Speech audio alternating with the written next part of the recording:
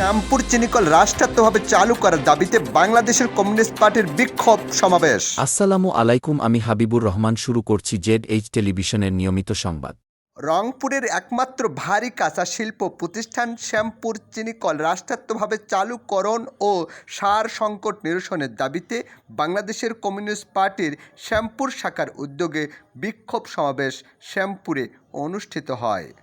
বিক্ষোভ সমাবেশে বাংলাদেশের কমিউনিস্ট পার্টির শ্যামপুর শাখার সাধারণ সম্পাদক মঞ্জিল হোসেনের সভাপতিত্বে বক্তব্য রাখেন বাংলাদেশ কৃষক সমিতির রংপুর জেলা শাখার সভাপতি অধ্যাপক কাপি সরকার, বাংলাদেশ কমিউনিস্ট পার্টির রংপুর জেলা শাখার সম্পাদক মণ্ডলের সভাপতি ও রংপুর জেলা শাখার কৃষক সমিতির সাধারণ সম্পাদক গোপালপুর ইউনিয়নের সাবেক চেয়ারম্যান আলতাফ হোসেন, বাংলাদেশ কমিউনিস্ট পার্টির বদরগঞ্জ উপজেলা শাখার সভাপতি ইবনুল হাসান লোহানী রাজা, শামসুল আলম সহ অন্যান্য নেতৃবৃন্দ।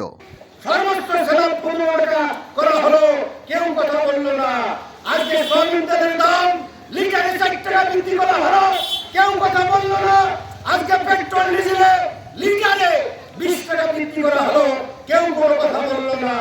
আর যে বাংলাদেশের যে চিনিকল নিয়ে আমরা বন্ধ খোলার আন্দোলন করছি, এই আন্দোলনের ফসল আজকে কোন জায়গায় যাচ্ছে?